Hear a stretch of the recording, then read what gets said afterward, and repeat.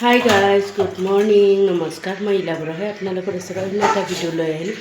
পটাপট আহি কিটচেনত সোমালোঁ পটাপটকৈ মানে একেবাৰে মৰ্ণিঙতে আছিল ডিউটি এতিয়া গম পাইছোঁ 10টাৰ পৰা কেছ আছে তাৰ কাৰণে উঠিয়ে ডাইৰেক্ট মুখ হাত ধুই ব্ৰাছ চ্ৰাছ কৰি ফ্ৰেছ হৈ ডাইৰেক্ট কিটচেনত আহি গৈছোঁ কি বনাম আপোনালোকক দেখাই আছোঁ লৈছোঁ মোৰ মৰ্ণিঙৰ গ্ৰীণ টি ইফালে ওলকবি আলু মূলা ইফালে সিদিনা মাছ যে আনিছিলোঁ যে সেইটো মাছেই আছে আৰু 4 পিচ আছে যোৱাকালি ৰাতিও কালি দিনতো বনালোঁ এতিয়া আৰু 4 পিচ আছে এইয়ে ওলকবি আলু মূলা সেনেকা দি কিনে বনাম লগত বিলাহী এটা দি দিম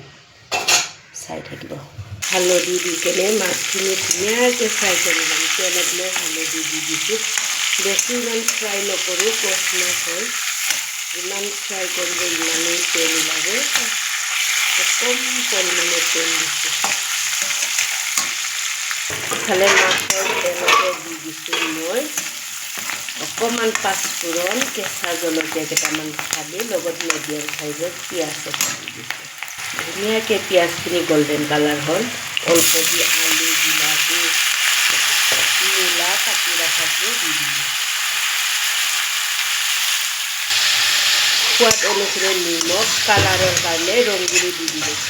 ভিডিঅ'টো মই বেছি দীঘলীয়া নকৰোঁ 2টা ৰুমহে সাৰিছোঁ আৰু ডাঙৰ ৰুমটো আছে সাৰিবৰ কাৰণে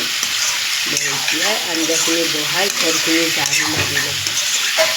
আপোনালোকে এইটোৱে আজি দুপৰীয়া সাজত বনাইছোঁ মাছ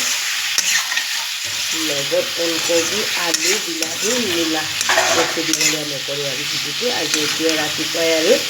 দুপৰীয়া কণ্ডিশ্যন এইটো দিব পাৰিম আপোনালোকে যদি মোৰ ভিডিঅ'টো চাই ইণ্টাৰেষ্টিং হয়